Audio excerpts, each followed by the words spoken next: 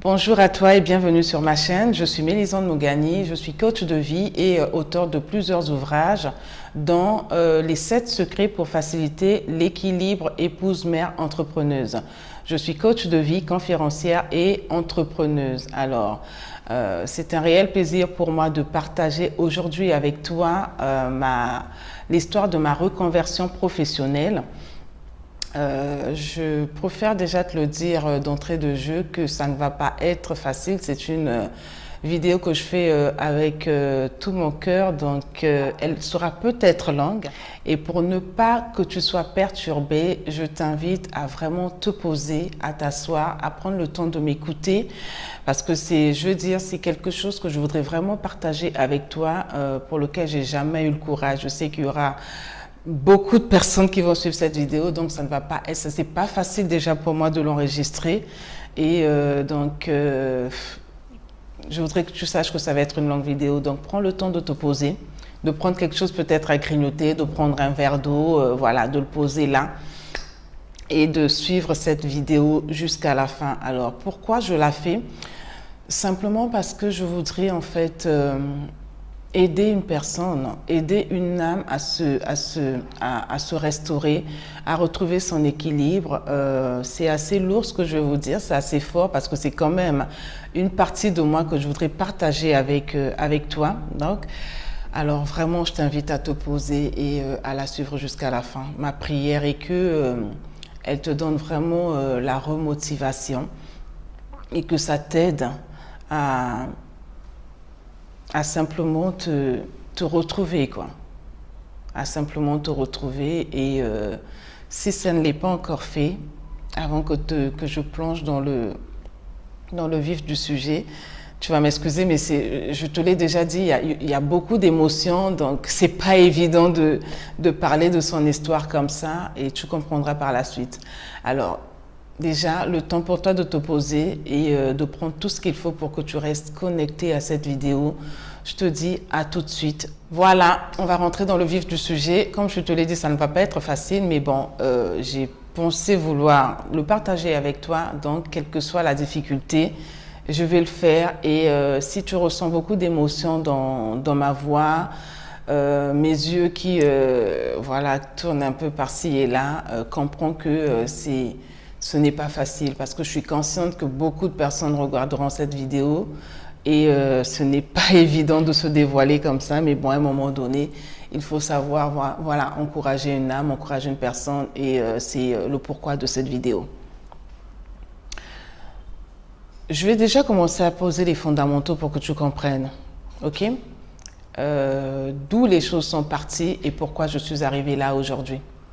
Abonne-toi déjà, parce que après je suis sûre que tu vas peut-être oublier.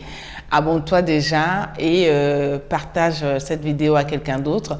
Je ne sais pas quel titre je donnerai à cette vidéo pour l'instant, je ne sais pas. Est-ce que c'est ma reconversion professionnelle de financière à coach de vie aujourd'hui? Est-ce que ça sera mon témoignage, pourquoi je suis Franchement, pour l'instant, je ne sais pas quel titre je donnerai à cette vidéo. Mais bon, je pense que le plus important, c'est son contenu. Le plus important, c'est les phrases, les mots, le partage que je vais faire avec toi. Je pense que c'est plutôt ça le plus important. Alors, je suis mariée, mère de 4 enfants, 4 merveilleux enfants. Et je suis au Congo-Brazzaville, je suis congolaise, née d'un père congolais et d'une mère congolaise. Alors, je suis née dans une famille où mon père prenait vraiment les valeurs. C'était une personne qui nous parlait de beaucoup de sujets, hein. Il n'y avait pas de tabou avec mon père. C'est vrai qu'il n'allait pas en profondeur dans certaines choses, mais il nous parlait beaucoup de sujets sur la vie, sur les sentiments, sur les relations amoureuses. Avec maman, ce n'était pas le cas parce que maman, elle était plutôt la femme, on va dire, Margaret Thatcher. Il arrivait même des fois, on se demandait, est-ce que c'est réellement notre mère? Est-ce qu'elle nous a pas adoptés? Parce qu'elle était tellement rigoureuse. Elle était... limite, nous on la traitait de méchante, mais c'était vraiment pas de la méchanceté, c'était de la rigueur et elle voulait nous transmettre les choses à sa façon. Et dans le temps, vous savez que l'éducation c'était à la chicotte. C'est pas comme aujourd'hui, les choses ont beaucoup changé. Dans le temps, c'était vraiment la chicotte. Tu n'as pas à répondre aux parents. Voilà, tout ce que les parents te disaient, c'était oui et amen. Donc on a grandi dans cette atmosphère dont dans cette atmosphère. Dans l'éducation, tu dois appeler les plus grands que toi, Yaya, il y a un tel, il y a ceci. Si tu l'appelles par son prénom, ben, c'est un signe d'impolitesse. Donc, je sais pas, tu vois un peu de quoi je veux parler. L'ancienne éducation, là, où on vous encadrait comme étant, comme si vous étiez dans le service militaire, quoi. Voilà, c'était un peu ça. Et ma mère, elle était commerçante, d'accord? Elle était commerçante, elle avait un restaurant à la maison même. Elle avait un restaurant à la maison, donc elle était très occupée, elle était passionnée dans ce qu'elle faisait. Comme elle aime faire la cuisine, elle aimait faire la cuisine, et donc elle était à fond dans ce qu'elle faisait. Son restaurant traînait beaucoup de clients, et c'était, voilà, on était dans un environnement où il y avait toujours beaucoup de monde à la maison, parce que le restaurant était carrément chez nous à la maison. Mon père, lui, il était comptable d'une entreprise qu'on appelait ATC dans le port. C'était une grande entreprise, on appelait ATC, et il était le chef comptable de cette entreprise-là. Donc, allez-y comprendre l'enfance que j'ai eue. Donc, j'étais plutôt chouchoutée. Je suis le sixième enfant de la lignée de ma mère. Alors, mon père a eu 12 enfants. Ouais, c'était un charmeur. Il a eu 12 enfants avec 4 femmes. Ma mère, qui était son épouse légitime avec ma mère, il a eu 7 enfants et je suis la 6e, d'accord, de la lignée de ma mère. Et mon père, il en a eu 2, 4, 5, donc il en a eu 5 autres à l'extérieur, donc ce qui fait les 12. Des jumelles avec une autre femme qui n'était pas son épouse. Un fils, paix à son âme, mon frère Bruno. Il avait le même prénom que mon père, paix à son âme. Il est mort il y a quelques années par accident de voiture, qu'il a eu avec une femme de la RDC, et 2 autres de mes sœurs qu'il a eu avec également une Congolaise. Alors ma mère nous a expliqué quand on a grandi qu'elle a subi pas mal de choses, pas mal d'infidélités de notre papa. Il était conduit par voilà, son intelligence, son argent, parce que responsable comptable en ce temps-là d'une grande société, alors vous comprenez bien qu'il ne manquait rien. Donc il partait, c'est lui qui faisait les courses de la société, parlant du grand matériel. Donc les voitures de l'entreprise, quand il fallait aller les acheter, c'est lui qui allait les acheter. Donc il aimait les voitures, donc lui-même il s'en achetait aussi. Bref, c'est pour vous dire que en tant que responsable comptable, il manquait de rien. Et nous aussi, nous avons bénéficié de cette vie-là, et c'était plutôt top à la maison. Mais mon père, ayant fait 12 enfants avec 4 femmes, il nous enseignait toujours à ne pas à faire très attention aux hommes, parce que lui-même étant charmeur, lui-même étant dans la vie, donc il en a chicoté, hein, les femmes. Ça, franchement, c'était un bon parleur. Je suis un peu le portrait caché de mon père avec le teint de ma mère, donc allez-y comprendre comment il était bel homme, bon parleur, intelligent, il avait son argent, donc les femmes ne le résistaient pas. Et lui, voyant tout ça, sachant ce qu'il utilisait pour attirer ces femmes-là, donc c'était tellement facile pour lui d'attirer ces femmes qu'avec les belles filles qu'il avait eu à faire, oui, j'ai des sœurs, nous avons la grâce d'être belles. Voilà, c'est sans prétention, mais voilà. Donc il en était conscient. Du coup, quand il nous conseillait, on se retrouvait une fois dans le mois, on appelait ça les réunions de famille, une fois dans le mois où on faisait un peu le bilan de la famille, parce que nous étions nombreux chez nous à la maison. Les sœurs de maman vivaient avec nous, les neveux de papa, en tout cas nous étions nombreux. Je me rappelle, j'étais encore enfant, mais on pouvait être plus d'une vingtaine à la maison. Ok, alors je tiens déjà à signaler que les enfants que mon père a eu à faire avec ces 4 femmes n'ont pas vécu avec nous. J'ai vécu avec mes sœurs et mes frères. Nous vivions ensemble, et dans le fait qu'il était responsable, je parle de lui au passé parce qu'il n'est plus là. Il n'y a pas longtemps que j'ai même accepté le fait que papa ne soit plus là, paix à son âme en tout cas. Et tous les jours quand je fais quelque chose, c'est une parenthèse, je me dis j'aurais voulu que papa soit là pour qu'il voie ce que je suis devenue aujourd'hui. Alors, désolée, je vais prendre un petit peu d'eau parce que j'en ai besoin. Voilà, ok. Alors, et donc je disais qu'on était nombreux à la maison. Donc la vie était assez mouvementée, en plus du restaurant de maman elle avait beaucoup de clients, vraiment beaucoup de clients. Des gens de l'entreprise qui travaillaient avec mon père, des personnes qui venaient de l'extérieur. Et je me rappelle, dans le restaurant de maman, on recevait même les stars de l'autre côté. de la RDC, les Abeti Massikini, pour ceux qui l'ont connu, parce qu'on était carrément en face on était en plein centre-ville. Et de la maison, on pouvait voir de l'autre côté de la rive, Kinshasa. C'était assez beau. Et donc, toutes ces stars-là que vous connaissez aujourd'hui venaient manger à la maison. Ceux qui sont là, qui ne sont plus là, bref, ils venaient manger au restaurant de maman et on l'appelait Mère Ado. Il y a même l'une des chansons de Koffi Olomide où il a lancé Mère Adolo. Lambela Kabiso Bilokwa bien, Bilokwa Gou, quelque chose comme ça. C'était de ma maman dont j'ai parlé. Donc, bref, c'est pour vous dire un peu le mouvement qu'il y avait à la maison. Et donc, papa nous disait tout le temps, faites attention aux hommes, concentrez-vous sur vous. Travaillez, soyez vraiment brillantes à l'école pour que vous soyez des femmes accomplies. Que vous ne soyez pas des femmes dépendantes en fait. Donc, c'est ce que papa nous disait tout le temps. Et moi, étant petite en ce temps-là, ça m'est resté dans la tête. Je voyais comment papa voyageait, il s'achetait ses voitures. Il vivait une vie épanouie, quoi. Il pouvait s'offrir ce qu'il voulait et j'aimais ça. Et maman aussi était très épanouie. Dans son restaurant, elle était épanouie, elle voyageait beaucoup. Donc en plus de son restaurant, elle faisait du commerce. Donc elle voyageait, elle a acheté des bijoux à Kinshasa. En ce temps-là, les bijoux, c'était vraiment un commerce top. Vraiment, excusez ma voix, mais comprenez un peu mon émotion. C'était, voilà, elle allait acheter des bijoux à Kinshasa, les pagnes, elle allait à Ifondo, elle bougeait beaucoup.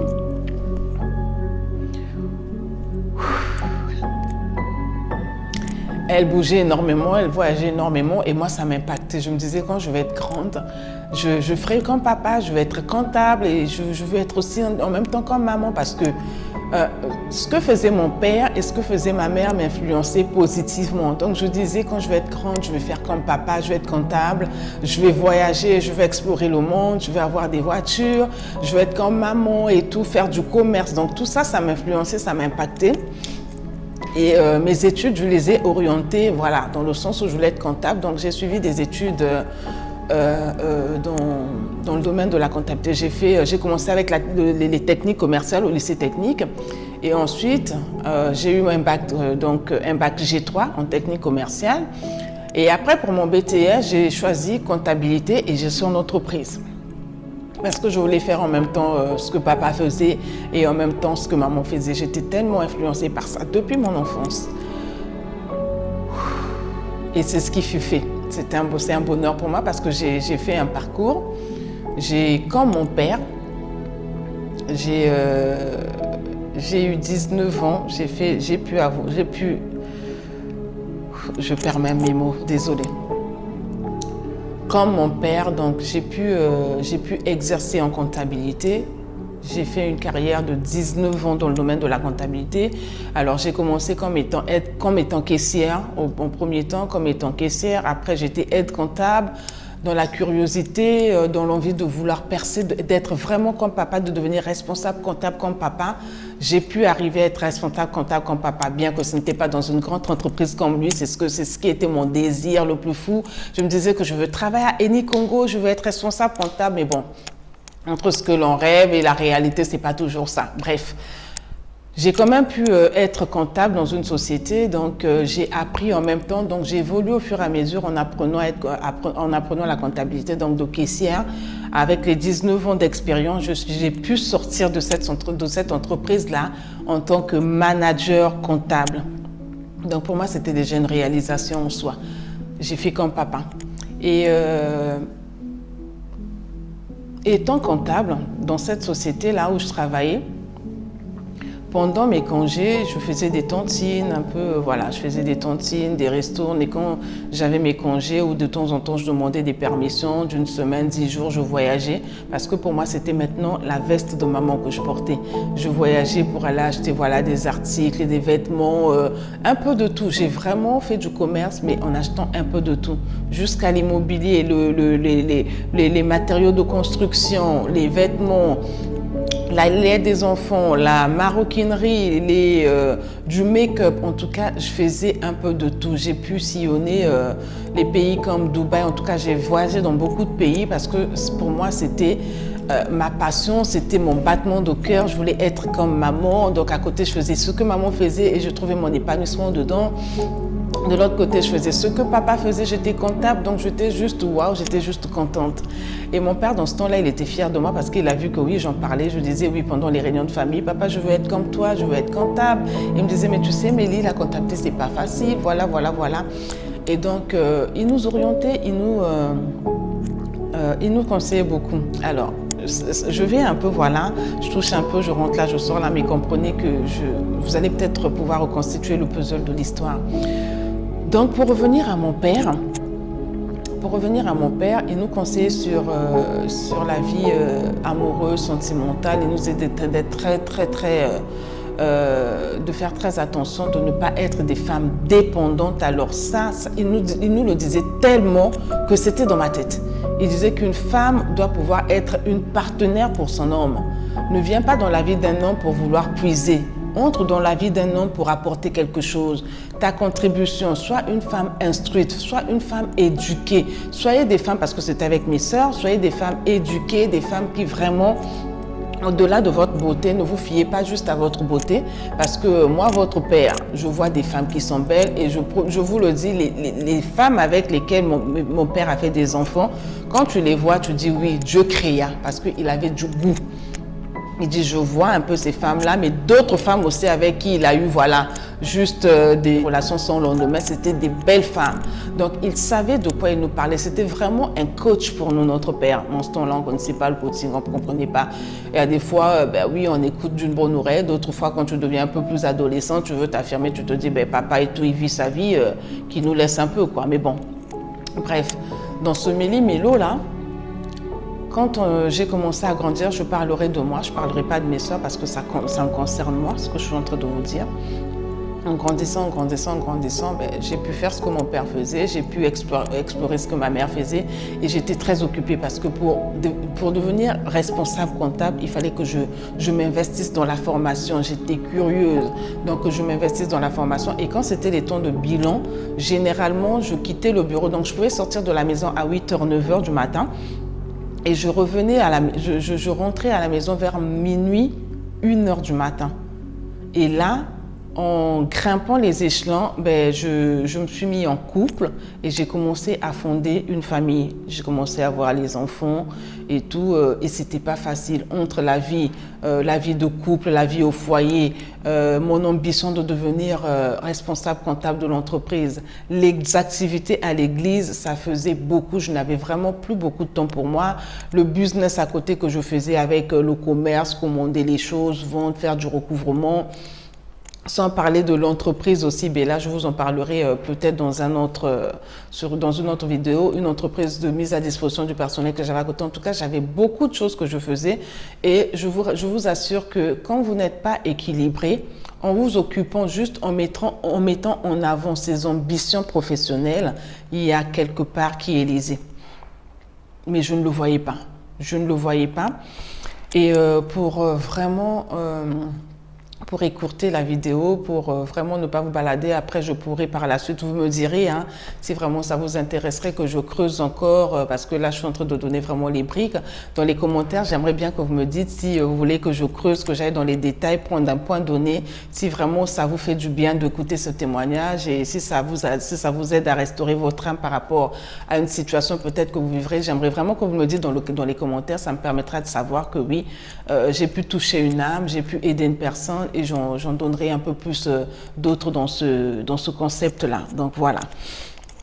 Donc, entre les multiples occupations que j'avais, pour revenir à ça, mon fils aîné, alors lui, c'était vraiment, je veux dire, le garçon à qui on donnerait la communion sans confession. Et mon mari est né d'une famille, je veux dire, où il a reçu une bonne éducation et tout ça. Mais pour lui parler de certaines choses avec son fils, enfin avec notre premier fils, c'était assez tabou pour lui. Parce que moi, de mon côté, oui, je sors d'une famille où notre père nous parlait des hommes, comment faut-il faire attention aux hommes, de ne pas se livrer aux hommes parce que ce sont des flatteurs, il va te draguer parce que tu es belle, il voudra juste connaître ton corps. Mon père nous disait ça, il voudra juste connaître votre corps et puis après il va vous laisser tomber, mais toi ça peut te déstabiliser, ça peut te tuer, ça peut te, voilà, emmener un manque d'assurance, un manque de confiance en toi. Donc faites attention à ne pas tomber sur les hommes comme ça parce que les hommes sont des menteurs et il le disait en fonction, en connaissance de cause, parce que c'est ce qui faisait avec d'autres femmes. Donc, il nous conseille un peu dans ce sens-là, de ne pas être pressé, de prendre notre temps, d'être sûr que vraiment c'est la bonne personne, de commencer une relation, même si on sent que les émotions sont engagées, d'accord, quand on est avec un homme, parce que vous savez, il y a toujours les émotions qui sont engagées, dites, ne faites pas l'erreur de tomber dans le panneau. Prenez le temps de bien connaître la personne, de développer une amitié. Et quand vous allez sentir que vos sentiments seront vraiment équilibré, là, vous pourrez vous lancer. Mais pour l'instant, concentrez-vous sur vos études. Donc, c'est ce genre de conseils que notre papa nous donnait.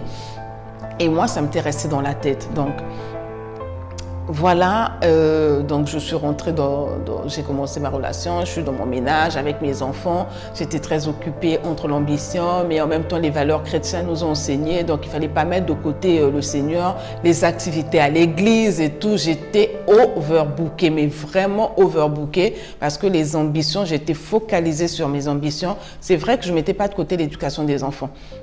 Parce qu'avec l'école, pour mon premier fils, d'accord, avec l'école, quand il fallait avoir la rencontre parents-élèves, quand je partais pour ces rencontres-là, ces réunions, je passais même pas 5 minutes avec les professeurs parce qu'il avait toujours non seulement des bonnes notes, mais il y avait toujours des bons témoignages par rapport à l'enfant. Il avait toujours, voilà, été apprécié par les professeurs, par les maîtres. Donc, je ne mettais même pas 5 minutes dans les échanges, rencontres parents-élèves.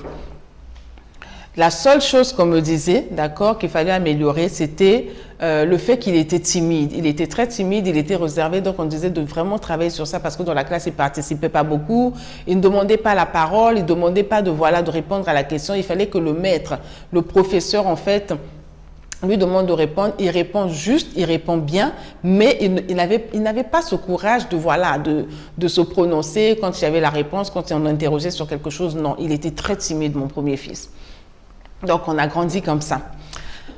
Alors, il arrive au collège, il fait son collège, c'était la même chose, toujours bien apprécié et tout. C'est moi qui partais dans les réunions parce que mon mari n'avait pas le temps. Donc, imaginez un peu comment j'étais occupée. Imaginez un peu comment j'étais occupée entre mes ambitions, les enfants, mes entreprises, mon commerce et tout. Ça faisait vraiment beaucoup. Alors, il arrive au lycée, il fait son bac. Alors, ici, vous savez qu'après le bac, je précise qu'il était à l'école française. Donc, il fallait qu'il aille continuer ses études à l'étranger. Et il le savait, il en était conscient. Et tellement timide et tellement réservé qu'est notre premier fils, moi, dans mes taquineries, des fois je mets toi et tout, j'ai jamais entendu parler que tu as une copine, tu n'as pas une amoureuse, je le taquinais un peu, mais lui est un peu trop pudique, mais non, arrête, moi je m'occupe pas de ça, c'est pas mon problème, mes études et tout. Il faisait toujours genre le garçon qui calcule pas les filles à l'école, quoi. Il était trop timide et lui, ça le gênait en fait que j'en parle. Mais moi, j'étais très à l'aise avec. Et mon mari, son papa, donc lui aussi n'était pas à l'aise avec. Il dit, mais toi alors, franchement, tu parles des histoires de copines avec l'enfant. Je dis, écoute, moi, j'en ai parlé avec mon père, je suis très à l'aise avec ça, donc je vois pas de problème. Mais mon mari, lui, il n'est pas très à l'aise avec parce qu'il n'a pas grandi avec ça. OK? Donc, du coup, il a le bac. Il fallait qu'il parte pour continuer. Donc, on l'envoyait en France. On a fait toutes les inscriptions et tout avec son concours. On a fait les inscriptions et tout. Alors, il fallait qu'il parte. Et le jour qu'il fallait qu'il parte, il nous a fait un truc vraiment... On n'en revenait pas. Il s'est enfermé dans sa chambre. On cherchait partout et tout, on l'appelle, mettez où et tout, on essaie d'appeler les parents et quoi que ce soit. On ne savait pas où il était parti. Il était enfermé à clé dans sa chambre, chose qu'il n'avait jamais faite dans le temps. Donc, on ne pouvait pas soupçonner, nous, qu'il pouvait être dans sa chambre.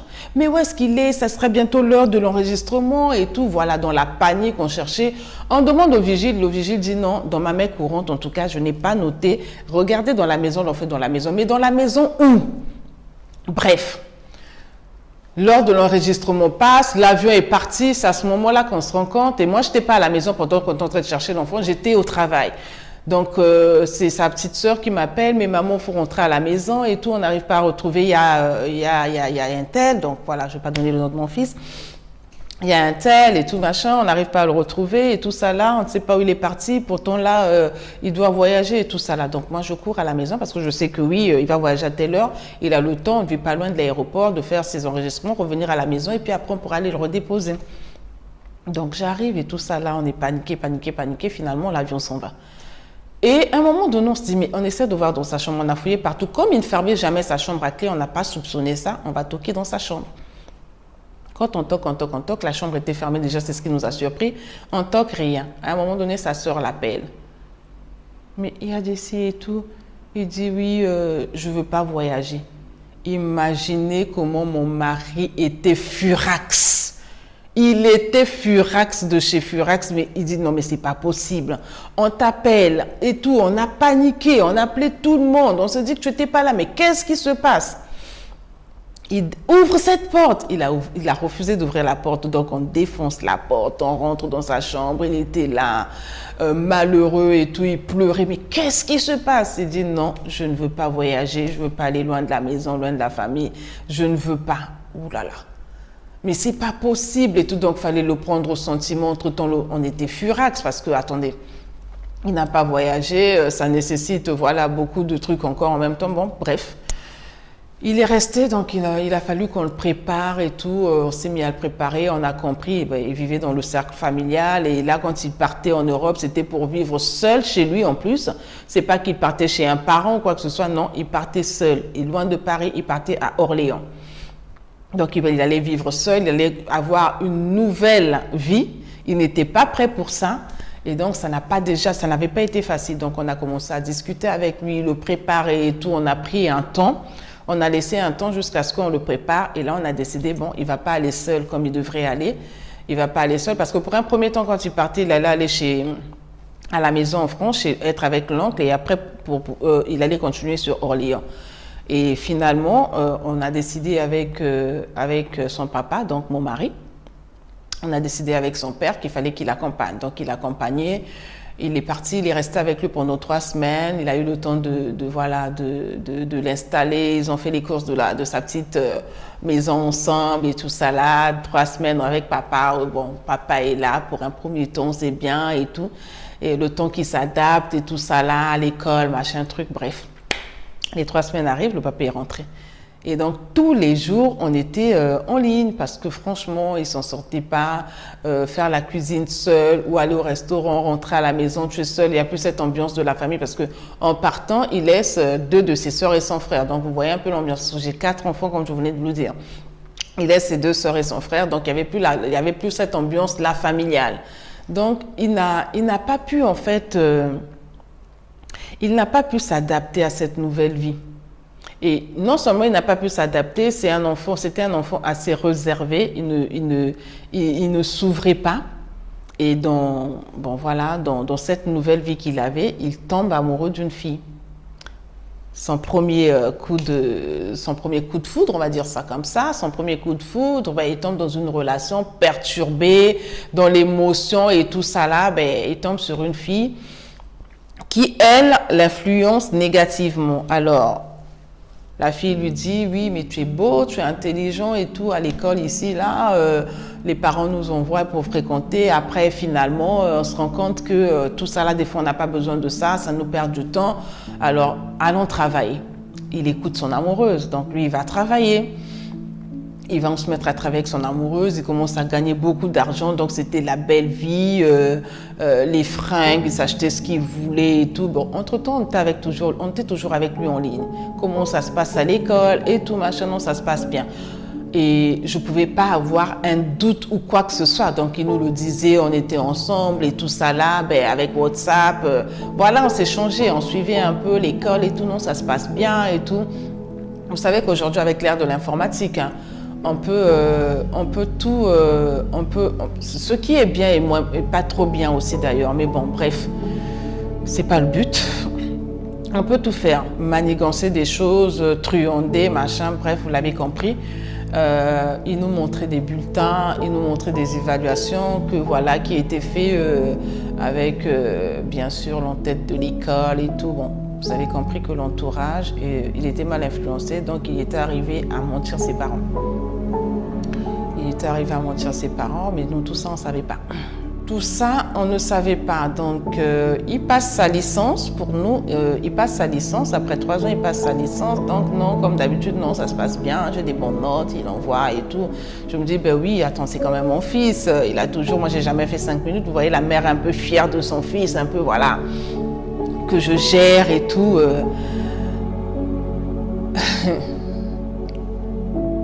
Il passe sa licence. Et il est question qu'il aille continuer au Canada, parce que c'était ça le projet, qu'il allait aller continuer au Canada. Ok, avant qu'il aille continuer au Canada, on se dit, ben, on va se faire des grandes vacances, tout le monde, tous en famille.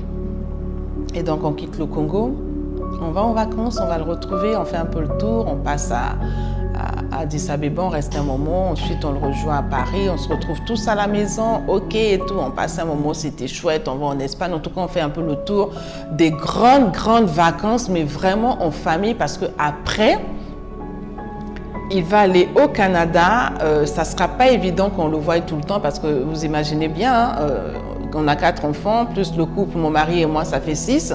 Donc 6 billets, la logistique, tout ça, je vous épargne les détails, ce n'est pas rien. On passe les vacances ensemble, c'était hyper chouette, c'était top, c'était cool, c'était un moment que vraiment je pense pas que j'oublierai d'ailleurs, parce que c'était super bien. Et après, ben oui, pendant que nous sommes là ensemble pendant les vacances, oui, mais comment ça se passe pour tes inscriptions? Parce que c'est vraiment quelqu'un, je veux dire, mon fils, c'est quelqu'un de très intelligent, il sait prendre des initiatives, il sait se prendre en main en tout cas, franchement. C'est lui qui a trouvé l'école pour le Canada et tout, en tout cas. Toutes ces démarches-là, il savait le faire et on le faisait confiance, parce que même son école à Paris, il s'était investi, à Paris, à Orléans, il s'était investi, donc il était lui-même aussi, voilà, il avait participé pour qu'on trouve cette inscription. Bref, c'est vraiment quelqu'un qui est responsable, voilà, je vais dire ça comme ça. Donc on passe les trucs, les vacances, et nous on rentre. En rentrant, ben, je continue avec lui, avec son père, mais oui, comment ça se fait? Mais attends, il faut bien que tu nous donnes finalement l'école au Canada, c'est quelle école que tu as choisie? Quelle école que tu as choisie? La rentrée est proche, là, il faut qu'on fasse des inscriptions. Faudrait qu'on se décide entre maman et papa qui va t'accompagner pour t'installer, parce qu'on ne voulait plus vraiment qu'il aille tout seul, vu ce qui s'était passé pour la France, donc on ne voulait plus le laisser. On s'était dit que soit papa ou maman, l'un de nous allait l'accompagner au Canada pour l'installer, rester un moment avec lui, tout comme on a fait pour, voilà, quand il est parti pour Orléans. Mais donc tout ça, ça se budgétise, ça se prépare. Tu sais que nous avons des entreprises ici, on ne peut pas décider comme ça, dis-nous. Et donc un peu dans cette pression-là, si je peux dire ça comme ça, ben, il était un peu cloué. Il était un peu cloué et finalement, il fallait qu'il nous dise la vérité. Tenez-vous tranquille, une vérité qui... Je veux prendre un peu d'eau, pardon, j'en ai besoin.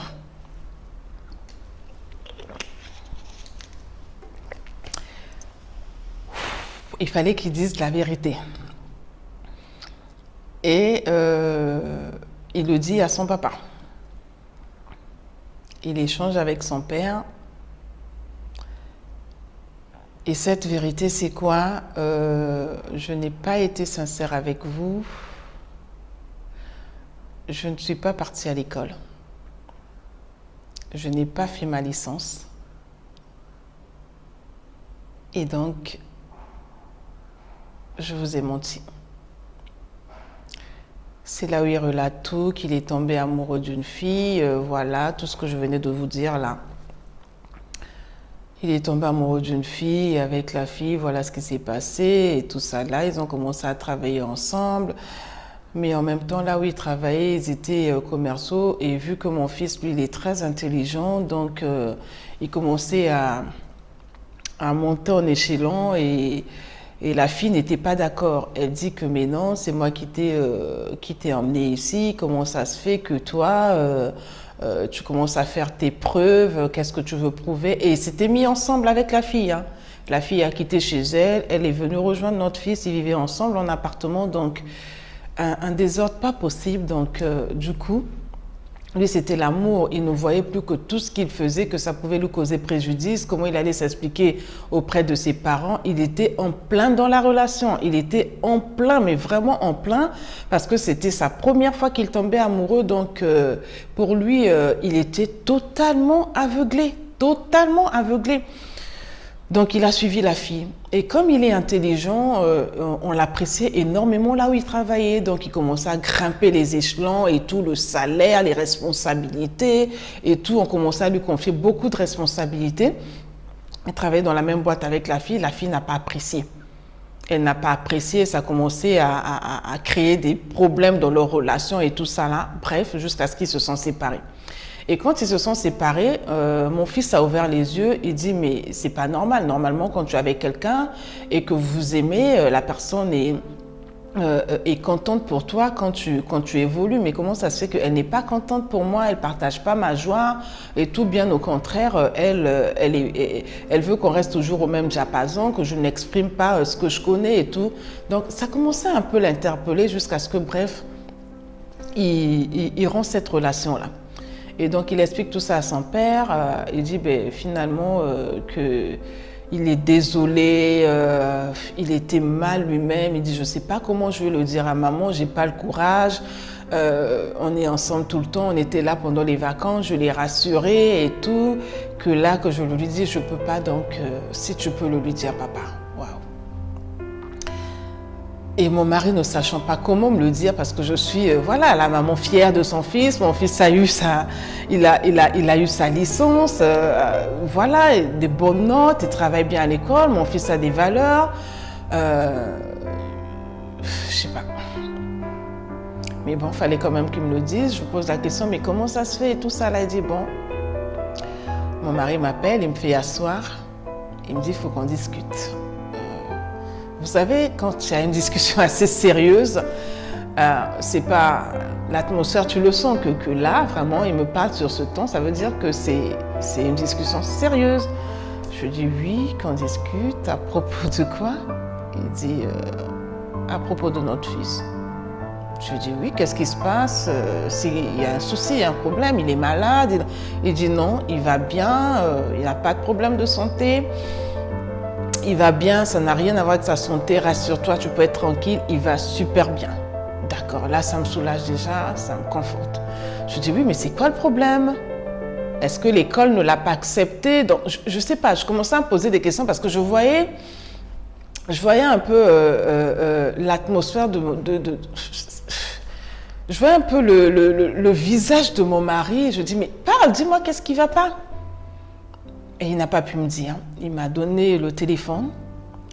Il dit, écoute les voices de ton fils. J'ai commencé à écouter parce que quand ils ont parlé au téléphone avec mon fils et mon mari, quand ils ont parlé au téléphone, mon mari a dit à mon fils, fais des voices parce que je ne sais pas comment expliquer ça à ta maman. Donc fais des voices pour expliquer tout ce que tu m'as dit et je lui ferai écouter des voices. Mon mari me tend son téléphone. Je vois que c'était bien le nom de mon fils. Je lui dis, mais qu'est-ce qui se passe? Pourquoi tu me dis d'écouter les voices? Mais c'est quoi le problème? Dis-moi. Vous voyez un peu la panique, maman et tout. Donc j'avais peur. Est-ce qu'il y a un truc? Il a été embarqué dans un truc? Vous savez, les enfants, quand on les envoie en Europe, avec les fréquentations, tu ne sais pas. Donc j'avais le cœur qui battait la chamade. Il me donne le téléphone, je commence à écouter les voices. Et dans les voices, c'est tout ce que je vous ai dit. Il n'avait pas fait sa licence. Il n'avait même pas, pratiquement pas fait sa deuxième année. Il a arrêté l'école. Donc, qu'il était amoureux, en fait. Bref, tout ce que je venais de vous dire. Mais imaginez une mère. Une mère qui est fière de son fils, qui en parle qui veut l'entendre. Vous savez, quand on est entre nos femmes, quand on est entre nos parents, on partage un peu la fierté de nos enfants. Puis moi, mon premier fils, il est à tel endroit, il fréquente, il a eu sa licence, voilà les photos des vacances et tout. Vous voyez un peu le décor, vous voyez un peu le tableau. Et que je reçois une douche froide écouter mon fils qui est en train de me raconter qu'il n'est pas parti à l'école. Voilà ce qui s'est passé, c'était dur. J'ai pas su comment, je n'ai pas réagi. J'ai écouté les voix jusqu'à la fin. Un voice après l'autre, j'avais l'impression que j'étais en train de fondre, je ne sais pas, que je disparaissais. J'avais tout en même temps, et lui que j'étais en train de voir. Et moi, je me revoyais encore dans ma fierté de mère, dans les réunions parents-élèves quand je partais, dans les appréciations que je recevais de mon enfant. Je sortais toujours là toute fière et les parents qui étaient à l'extérieur. Mais madame, vous n'avez pas mis du temps. Je dis oui, vous savez, mon fils, chaque année c'est pareil. Il n'y a rien à dire, les appréciations. Donc j'avais tout ça qui était en train de revenir comme un film dans ma tête. J'étais mal, les larmes coulaient. Mon mari était là, juste à côté de moi. Il ne savait pas quoi faire, il avait la tête baissée comme ça. J'écoutais les voices, j'étais juste morte. J'étais juste morte à l'intérieur de moi. J'ai commencé à culpabiliser. Je me suis dit, c'est ma faute. C'est ma faute, je n'ai pas joué mon rôle de mère. C'est de ma faute si mon fils n'a pas assuré. C'est de ma faute parce que je n'ai pas eu de temps, j'avais pas le temps, j'étais à fond dans mon ambition professionnelle, j'étais à fond dans ma vie de... Bref, je culpabilisais tellement, j'ai dit mais je pense que c'est pas de sa faute, j'ai pas joué mon rôle comme il se doit, je l'ai pas accompagné, j'étais mal. J'étais mal. J'ai dit, je passais mon temps au boulot, dans mes activités, à l'église. Il y avait des moments où on avait des formations à l'église, il y avait des moments où il y avait des...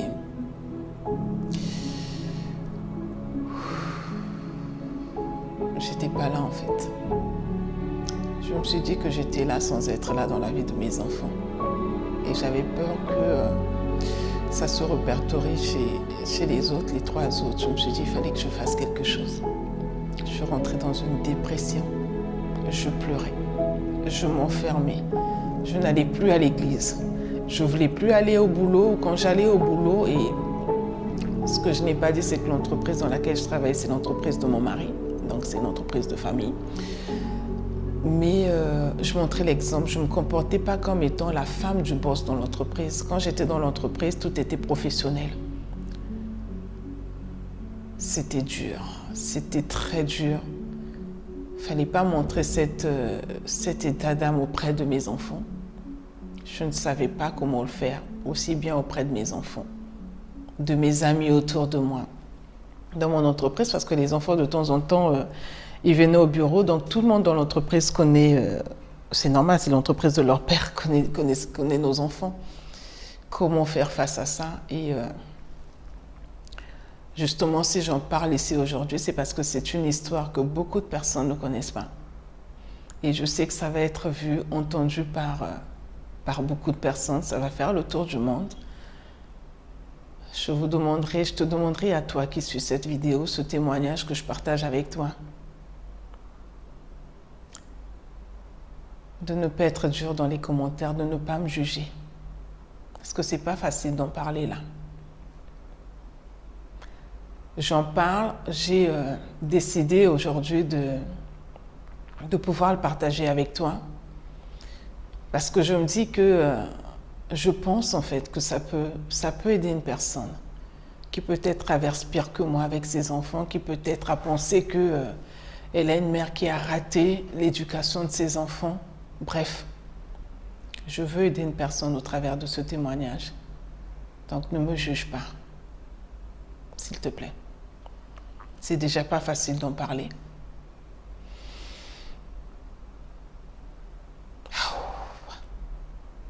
Les salariés, les employés de mon mari vont suivre cette vidéo certainement.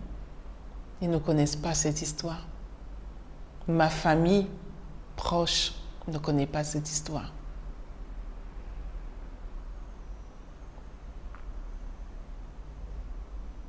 Ok. Et donc, fallait bien se remettre. Et je suis rentrée dans une dépression. Je me lavais, je me maquillais comme aujourd'hui. Ceux qui me voyaient trouvaient que j'étais équilibrée, que j'étais toujours cette femme belle, mais je n'avais plus de force en moi. Je n'avais plus de force en moi et les personnes qui me connaissaient très bien savent que je suis quelqu'un qui aime, qui dégage de la joie autour d'elle. Là où je suis, j'aime toujours que les personnes soient joyeuses. Et donc, même au boulot, je partageais mon bureau, nous étions 4 dans mon bureau, d'accord? Et quand j'étais au bureau avec mes collaborateurs, d'accord, je ne jouais pas à la femme du patron, bien que je sois la femme du patron, je ne jouais pas à la femme du patron. Je voulais toujours qu'il y ait cette ambiance-là, et donc j'avais toujours des histoires, d'accord, à un moment de récréation, de détente, j'avais toujours des histoires qui faisaient marrer.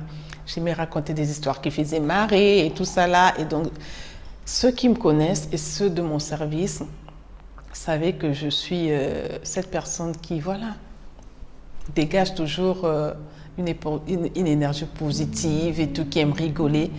Mais dans ces temps-là, j'étais calme, j'étais comme renfermée en moi-même. Je me demandais, Madame Elisande, ça va? Je dis oui, ça va, pourquoi non? Mais vous êtes un peu trop calme ces jours-ci. Je dis non, c'est juste que je suis un peu concentrée avec ce que je suis en train de faire, je suis dans tête. Donc j'ai inventé toujours une raison pour leur dire que tout allait bien. Mais ça se voyait que ça n'allait pas bien parce que je n'étais pas cette personne qui venait au bureau juste pour dire bonjour, comment ça va bien, ouais. D'accord, ok. C'était maintenant cette Mélisande-là qui, quand elle venait, c'était bonjour, droit devant son ordinateur en train de travailler. Pendant les réunions hebdomadaires, c'était voilà. On fait le bilan, on fait le point, comment on définit les actions de la semaine. Il n'y avait plus de rigolade, il n'y avait plus de ceci, c'était vraiment... J'étais dans une dépression, je ne partais plus à l'église et c'est mon pasteur que je salue même dans cette vidéo et que je remercie parce que c'est lui qui a compris que j'étais en pleine dépression. Il m'a dit, je ne te vois plus à l'église. Je lui ai dit, papa, je n'arrive pas, ça ne va pas.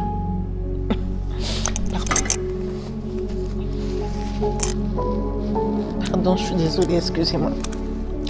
Je n'avais pas prévu tout ça, mais bon, c'est l'émotion. Je lui dis, papou, je ne peux pas, ça ne va pas. Il me dit, qu'est-ce qui ne va pas? Viens me voir à la maison. Je vais le voir chez lui. Je lui raconte cette histoire que je suis en train de partager avec toi.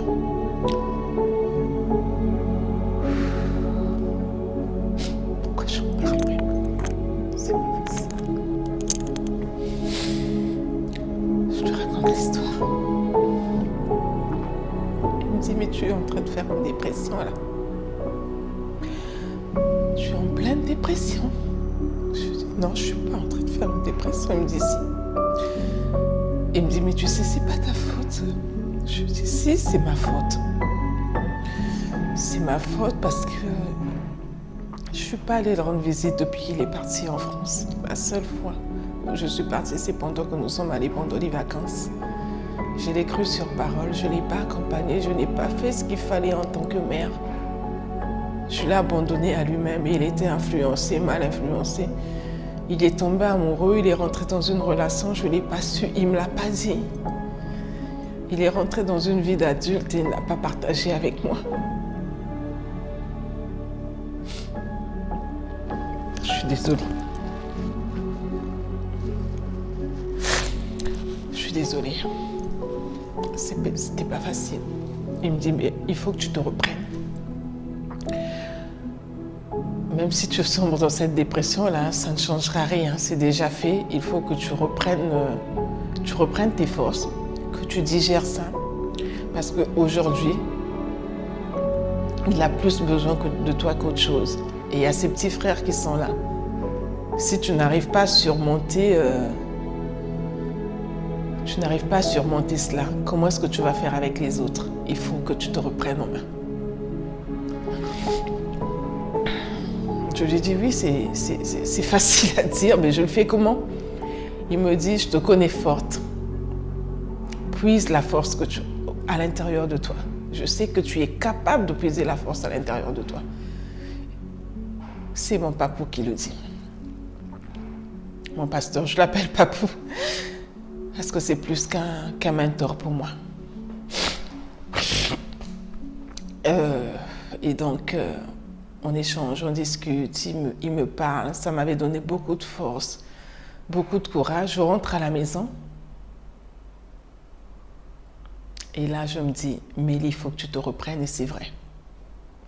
Tu ne vas pas sombrer dans ça. Ton fils a besoin de toi. Si tu sombres dans la dépression, et lui aussi, il est mal parce qu'il a menti aux parents. Il a menti aux parents et donc si tu sombres dans la dépression, comment tu fais pour l'aider lui à se relever? Et comment tu fais pour la suite par rapport aux autres? Ils n'ont pas demandé à venir. Tu n'as pas envoyé une carte d'invitation pour dire tu es responsable de ces enfants, on te les a confiés, tu en es responsable. Tu dois jouer ton rôle de mère. Il y a eu peut-être des erreurs, mais ce n'est pas de ta faute si cela est arrivé. Reprends-toi et corrige les erreurs.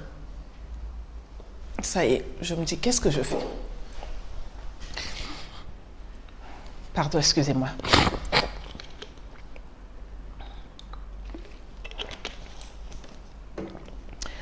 Il faut que je me reprenne en main. Ok, comment je fais ça?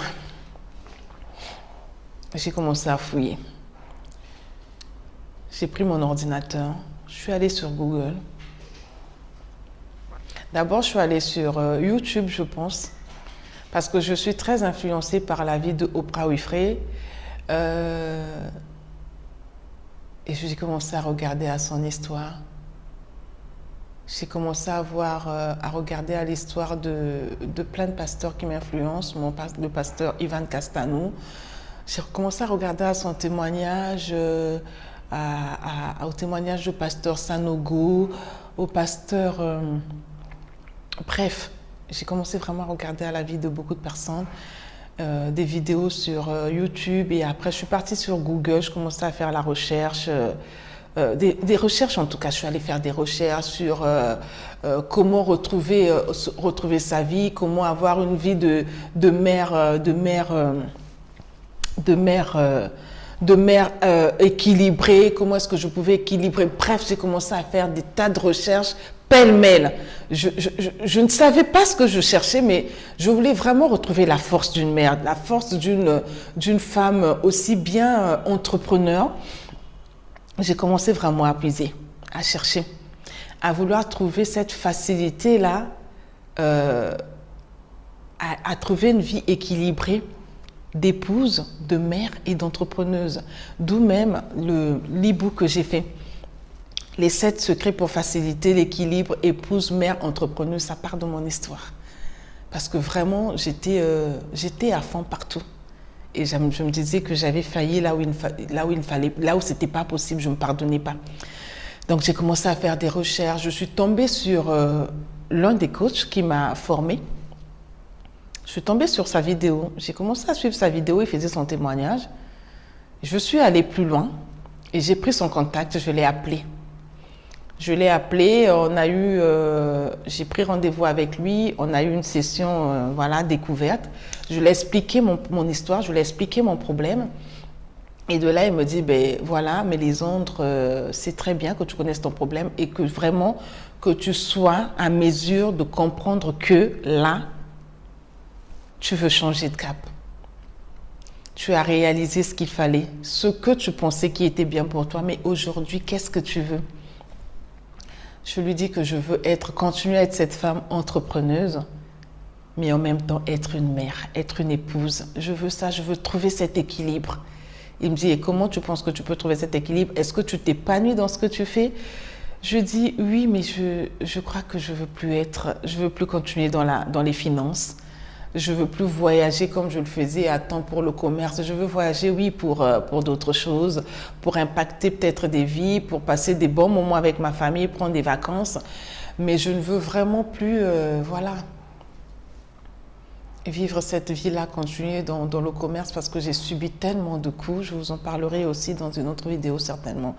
J'ai subi tellement de coups, mais comment est-ce que je peux trouver cet équilibre? Il dit, ce que je te propose, j'ai un sommet qui va se faire. Si tu peux suivre ce sommet, c'était vraiment pratiquement offert. Il y avait plusieurs coachs qui passaient pendant ce sommet. Je l'ai suivi avec beaucoup d'attention. Il y avait plusieurs coachs, dont une coach même congolaise qui exerce au niveau de la France. Elle est vraiment dans les finances. Ils ont parlé de leur témoignage, de leur reconversion, pourquoi ils ont voulu être coach d'employés, ils sont devenus chefs d'entreprise, ils impactent des vies. Donc ces témoignages, tant de témoignages qui m'ont impacté, je me suis dit, c'est là que je veux être. C'est ce que je veux faire. Je veux impacter une vie, je veux inspirer les femmes à pouvoir trouver l'équilibre dans leur vie en tant qu'épouse, en tant que mère, en tant qu'entrepreneuse. Même si elles ne sont pas épouses, en tant que femme, mère, entrepreneuse, je veux impacter ces vies. Je veux vraiment aider les femmes à trouver un équilibre. C'est ça que je veux faire. Parce que j'ai suivi énormément de coachs qui parlaient de leur parcours dans tous les domaines. Dans l'entrepreneuriat, d'autres c'était dans l'éducation des enfants, c'était tout le monde qui partageait son expérience et j'étais admiratrice, j'étais tellement scotchée, j'étais juste waouh, j'ai dit c'est là, j'ai dit c'est ça ma voie, c'est ce que je veux faire. Il me dit, tu es sûre? J'ai dit, oui, c'est ce que je veux faire. Je veux aider une femme à pouvoir se retrouver, aider une femme à ne pas s'éparpiller parce que je sentais que je m'étais éparpillée. J'ai vécu une belle expérience. J'ai vécu vraiment ce que je voulais être. Je veux dire que j'ai appris énormément de choses parce que je m'étais donné corps, âme et esprit pour devenir responsable comptable. J'ai pu être responsable comptable comme mon père. J'ai pu voyager dans le monde, faire du commerce comme ma mère parce que ça m'inspirait. Mes parents m'inspiraient. J'ai pu le faire. Mais je crois que ce n'était pas en fait ma mission. J'ai réalisé quelque chose que je voulais. J'ai atteint des résultats, mais ce n'était pas ma mission. J'ai dit ma mission, aujourd'hui, je pense que j'ai découvert ma route. J'ai découvert ma voie et je veux vraiment faire ça. Et il me dit, ben, si tu veux le faire, tu ne vas pas le faire comme ça. Il faut que tu te formes. Il faut que tu te formes. Et en passant, je veux dire, je suis quelqu'un vraiment... Autant j'aime amuser, j'aime qu'il y ait de la joie autour de moi, autant j'aime motiver. Et celles qui me connaissent, ceux qui me connaissent, ils savent de quoi je parle. Et ils peuvent peut-être le dire dans les commentaires. J'aime beaucoup motiver les personnes. Quand tu as quelque chose, tu veux faire quelque chose, je te motive, je motive. En tout cas, la motivation, c'est mon truc. J'aime motiver les gens autour de moi. En tout cas, pour mes amis proches, pour les personnes qui me connaissent, si vous suivez cette vidéo, je sais que vous allez la suivre. Je voudrais que vous mettez dans les commentaires si c'est vrai ou pas ce que je suis en train de dire par rapport à la motivation, par rapport au fait que j'aime bien l'ambiance autour de moi, j'aime le bonheur, j'aime en fait l'atmosphère positive en fait. C'est vraiment... Pour ceux qui ne me connaissent pas, suivent cette vidéo, dites-le dans les commentaires pour qu'ils comprennent vraiment que ce témoignage, ce que je suis en train de dire, il n'y a que vous qui me connaissez, qui pouvez l'appuyer, qui pouvez vraiment le dire. Je ne vous dis pas de dire je sais pas moi, de draguer les gens, non. Ce qui sort de votre cœur, ce que vous pensez, ce que je dis, si c'est vraiment réel. Donc, je me suis dit, oui, j'ai dit au coach, j'aime motiver les gens autour de moi. C'est ce que je veux faire. J'aime inspirer, c'est ce que je veux faire. Il me dit, bon, si c'est ce que tu veux faire, il y a un investissement pour ça. Il y a un réel investissement. Et c'est pendant le confinement que je me suis finalement lancée à fond parce que tout ça se passait avant le confinement. Donc, c'était en 2019 que tout ça se passait. Le confinement, c'était en 2020, je pense, en début 2020. Donc, tout ça se passait en 2019. Et c'est début 2020 que j'ai commencé à vouloir rechercher, puiser, chercher un peu mon équilibre, me retrouver. Et donc, je me suis dit, oui, c'est ce que je veux faire. Je veux faire accomplir une mission dans laquelle je serai présente pour mes enfants, mais également aider d'autres personnes autour de moi, en face de moi, et même que je ne connais pas. J'ai dit, c'est ma mission, je veux le faire. Il m'a donné le plan d'action. Il m'a dit qu'il fallait que je suive une formation, d'accord? C'était assez coûteuse la formation. Et ce que j'ai eu vraiment, la grâce que j'ai eue, nous étions nombreux pendant la formation. La grâce que j'ai eue en fait, c'est qu'il nous a permis de payer sur un échéancier assez large. Donc du coup, j'ai suivi la formation jusqu'à ce que j'ai fini même ma formation. La formation a duré pratiquement, si je ne me trompe pas, pratiquement 9 mois, sinon une année. Mais j'ai continué à payer la formation, même juste après que j'ai fini, parce qu'il nous avait vraiment aidé. Vraiment, je dis merci à mon coach, à Lingwen.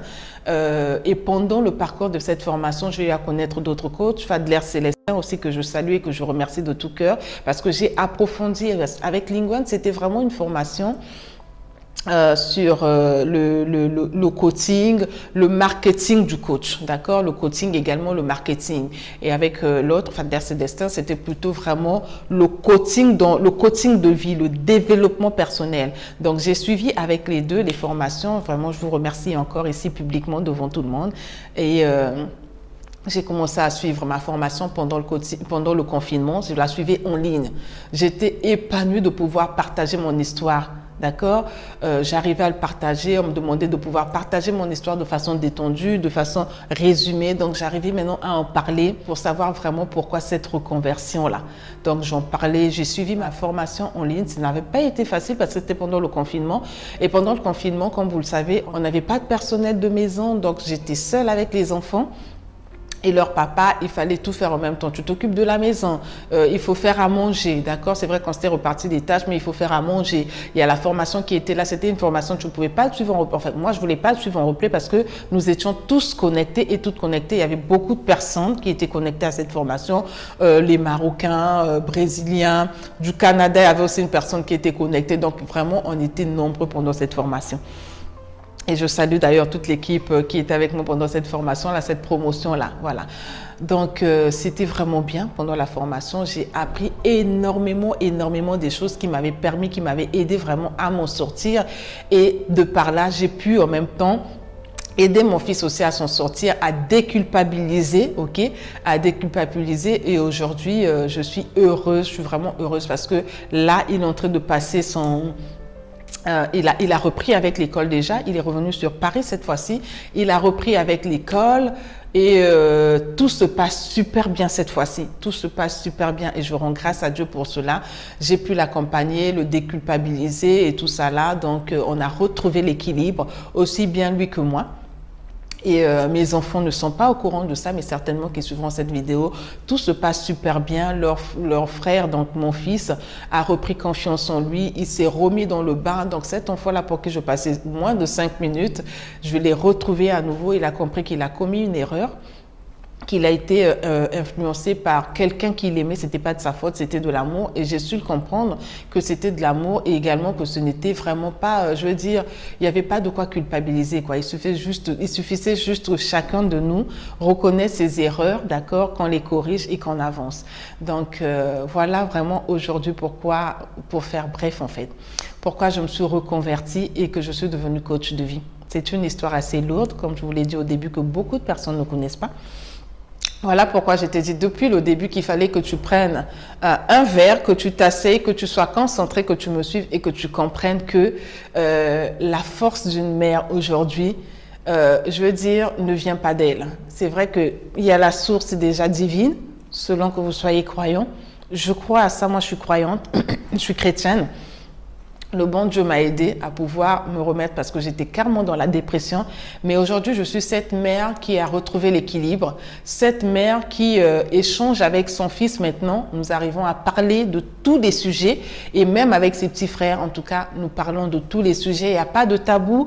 Mon mari aussi est maintenant à l'aise avec parce que nous faisons des réunions. Donc, ce que mon père faisait avec nous, j'ai pu l'instaurer dans ma famille. Nous faisons une réunion chaque mois où tout le monde a le droit à la parole, même ma dernière qui va avoir 9 ans, elle a le droit à la parole. Nous faisons un tour de table, nous discutons et ça, je veux dire, ça met juste l'équilibre quoi et la bonne ambiance dans la maison. Ça met vraiment l'équilibre et la bonne ambiance dans la maison. Je suis aujourd'hui beaucoup plus épanouie. Et je voulais vraiment dire à une mère ici qui peut-être d'une manière ou d'une autre traverse une situation ou vit peut-être une histoire autre que la mienne, des fois on n'a pas besoin de nous éparpiller. Vraiment, des fois on n'en a pas besoin. On peut trouver notre épanouissement en s'inspirant des autres, ne pas copier.